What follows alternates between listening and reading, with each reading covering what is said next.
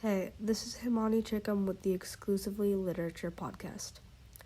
So, how do y'all feel about politics?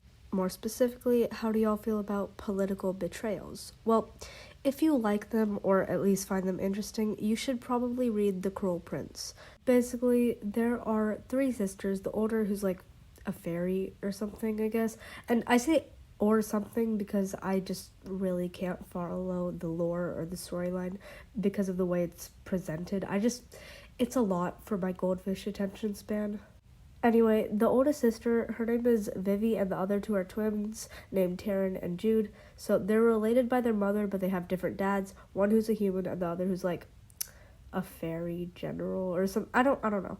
And the one who's a fairy basically like eliminates their parents and takes them to the fairy world. Yeah, I know. It's a little bit extreme, but anyway, a few years later, they just continue living in the fairy world, and eventually they just go to a ball and they just watch people from the sidelines or whatever, and this kid insults Jude and she just gets really mad. It kind of just emphasizes the fact that they're human and everyone else isn't, so I guess that's more lore. And here's even more lore. A human can only stay in the fairy world if they either marry a fairy or they become a knight. Taryn wants to marry and then Jude wants to become a knight.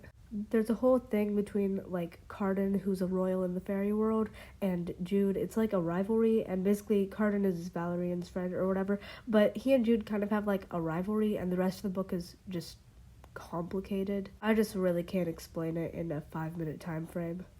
And as I might have mentioned before, the book has a lot of lore, so it's like really slow, and there's a lot to explain. And it's hard to do in this podcast, especially because of the content of it.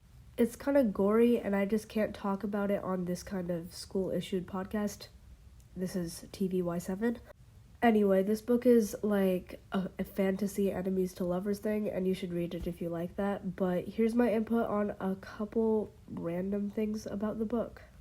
It took me like a really long time to start it. I don't know if that's just me, but I just couldn't start it because it was so slow, and I don't know. I just didn't find it interesting, and it's a good book, but you need a lot of attention span and you need to like actively want to read it.